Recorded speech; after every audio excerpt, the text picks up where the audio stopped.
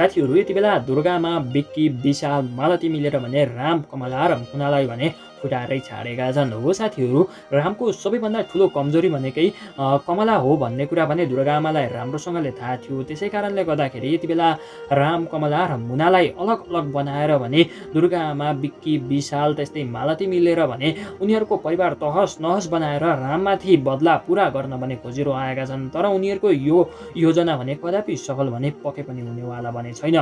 उनीहरूले जतिसुकै भ्रम सिर्जना गरेर उनीहरू तीनैजनालाई अलग अलग बनाए पनि यो कुरा धेरै लामो समयसम्म भने पक्कै पनि टिक्नेवाला भने छैन। जुन दिन त्यो सबै कुरा बाहिर आउँछ त्यो दिन भने दुर्गाआमा बिक्की विशाल त्यस्तै मालतीको भने दिन सकिनेवाला छ। यति बेला रामको कमलासँग भने डिभोर्स भइसकेको छ। त्यस्तै गत एपिसोडमा मुनासँग पनि दुर्गाआमाको जाल जेल षड्यन्त्रको कारणले गर्दाखेरि रामले बाध्य भएर मुनालाई पनि डिभोर्स भने दिइसकेका छन्। र यो सबै गर्ने मास्टर माइन्ड दुर्गाआमा हो भन्ने कुरा भने न रामलाई थाहा छ, न कमलालाई थाहा छ, न त मुनालाई नै थाहा छ। र बिक्की र विशाल पनि जेलबाट छुटिसकेका छन् भन्ने कुरा पनि रामलाई अहिलेसम्म पनि थाहा भने छैन।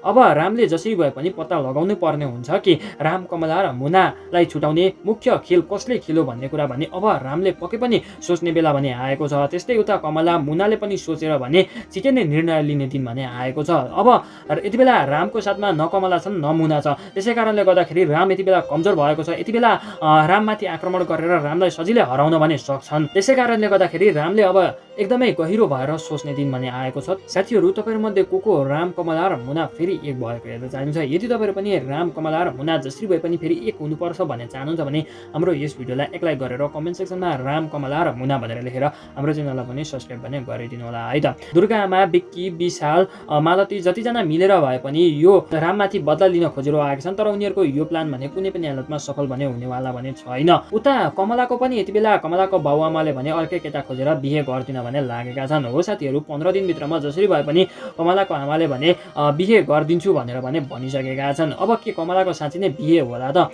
मेरो विचारमा पक्कै पनि कमलाको भने कुनै पनि हालतमा बिहे भने हुनेवाला छैन। त्यो बिहे जसरी भए पनि रोकिन्छ। र अब यो 15 दिनभित्रमै राम कमला र मुनाले पनि वास्तविक सत्य कुरा भने चाल पाउनेवाला छन्। त्यस पछाडि भने फेरि राम कमला र मुना भने एक हुनेवाला छन्। जति कोसिस गरेर दुर्गाआमा बिक्की विशाल मिलेर राम कमला र मुनालाई अलग बनाउन खोजेका थिए, अब उनीहरूको दिन भने सकिएको छ। अब तीनजना मध्ये एकजनाले पनि यो सबै सत्य कुरा भने चाल पाए भने दुर्गाआमा बिक्की विशाल तिनीहरूको दिन भने पक्कै पनि सकिनेवाला छ। साथीहरू, जतिसक्दो चाँडो राम कमला र मुनाले सत्य कुरा चाल पाएर उनीहरू एक हुनुपर्छ र दुर्गाआमा बिक्की विशाल मालती सबैलाई एक एक गरी सजाय दिलाउनुपर्छ भन्ने तपाईहरु पनि चाहनुहुन्छ भने हाम्रो यस भिडियोलाई एक लाइक गरेर कमेन्ट सेक्सनमा राम कमला र मुना लेखेर हाम्रो च्यानललाई पनि सब्स्क्राइब गर्नु होला भन्दै अहिले चाहिँ बिदा माग्न चाहन्छु। हस्, नमस्कार।